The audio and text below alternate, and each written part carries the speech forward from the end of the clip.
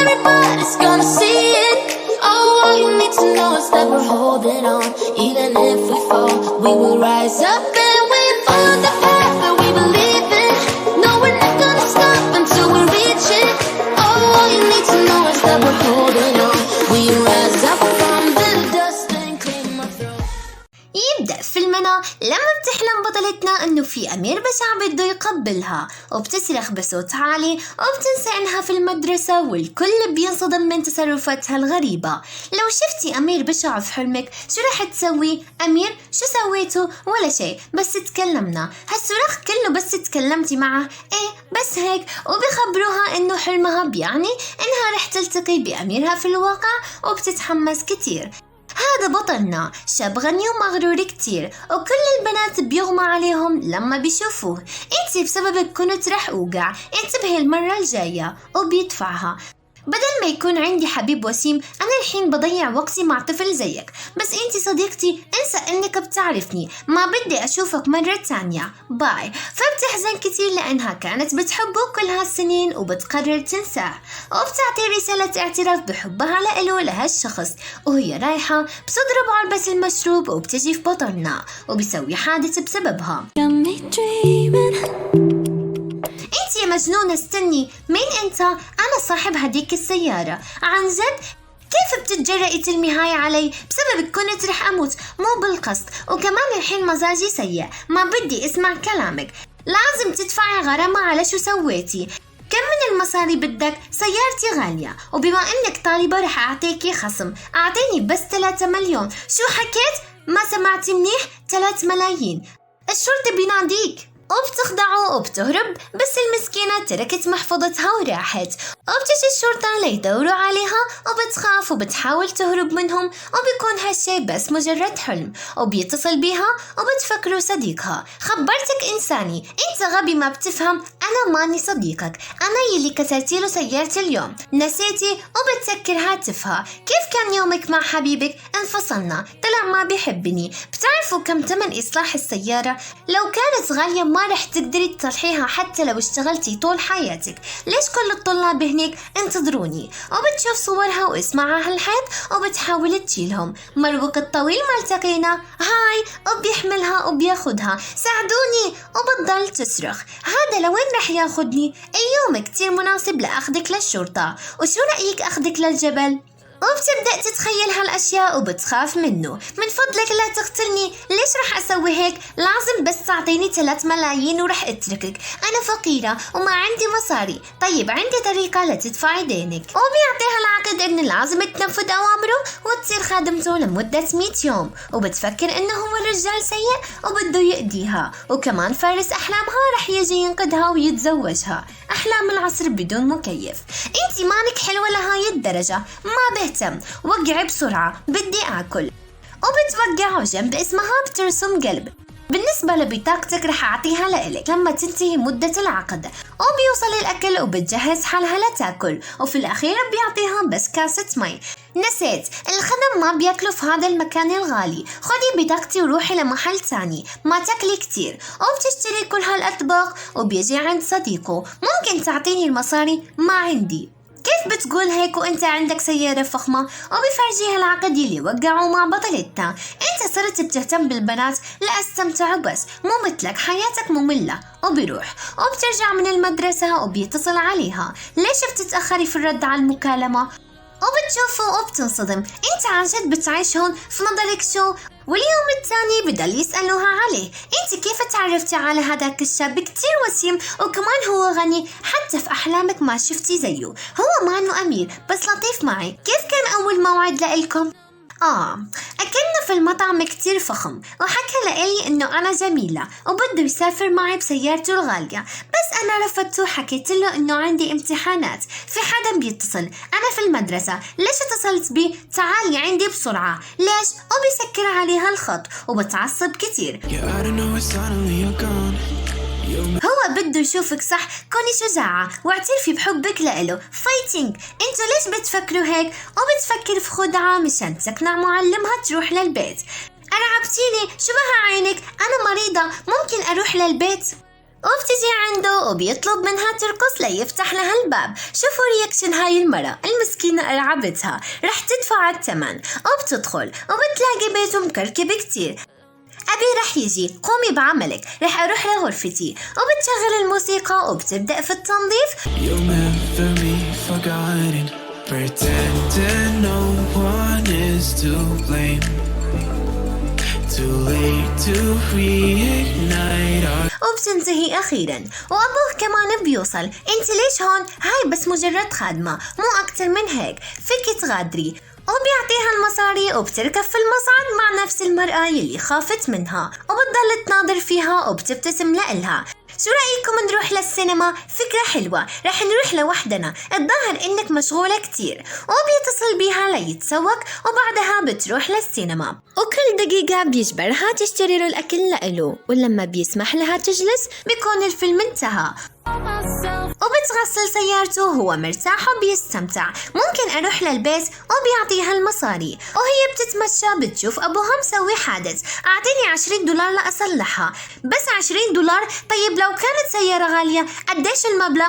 حتى لو كانت غالية نفس الثمن $20. شو حكيت؟ 3 ملايين؟ رح أفرجيك. وبتكتب كلام على سيارته. سيدي أنا سبقت الزجاج مشان ما تضرك أشعة الشمس. سيدي رح تاخد وقت لأصلحها. والكل بيناظر فيه بطريقة غريبة وبيشوفها وهي بتحكي عليه إنه تركها هي وابنها بيعانوا لوحدهم وبتعطيهم صورته. تعالي معي. انت جنيتي؟ مين هاد؟ وبيرمي الدمية. انت ليش كذبت علي؟ نسيت بسرعة يلي سويتيه بتقدري تتعاقبي عليه، فهمتي؟ بس انت خدعتني. طيب انا اسف، ممكن تسامحيني؟ انت سعيدة الحين؟ ليش بتضحكي؟ في الاول كنتي خايفة مني والحين لا، ابتعد من طريقي. وبيضطر انه يركب الباص ليجي ليشوفها وبضل ينتظرها، ولما بتشوفه بتهرب وبضل يلاحقها لحتى تعب. You got me thinking all I did was wrong. Guess you got all you wanted. أمي بترجاكي، بدي أنتقل لمدرسة تانية. شو؟ تغيري المدرسة؟ مستحيل، ابتعدي من طريقي. وكل مكان بيثبت إعلان معلم خاص بيدرس كل المواد مقابل توفر له مكان ليعيش معها في البيت. وبتشوف الإعلان وبتاخده. وبتحكي بطلتنا مع أستاذ مادة الرياضيات وبيخبرها إنه كان اليوم نتائج الاختبارات وبتطلب منه يبعت لها إياها. والبطلة بتجي وهي فرحانة ومش بتعرف شو حيصير لها. الرياضيات 2، هل أنت غبية؟ مرحبا، أنا أستاذك تبع الدروس الخصوصية. إيه يا خالته، لا تخافي، رح نبدأ الحين الدراسة. وبيدفعها. هل بدك تموتي؟ أنا آسفة، أول كتاب باللغة الكورية. مملكة الصينية. لحظة، لا، تاريخ مملكة الصينية 6/8/38. هل هي صحيحة؟ شو معنى الليبرون؟ هي عبارة عن نقط. احكي أي شيء بتعرفيه. وبتبدأ تغني. هل أنت غبية؟ وبضل يحكي معها بالإنجليزي. Why can I do for you? Yes, you're so stupid. Why are you stupid? Of course. والمسكينة بترد عليه وما بتعرف إنه هو بيسبها. Oh my god.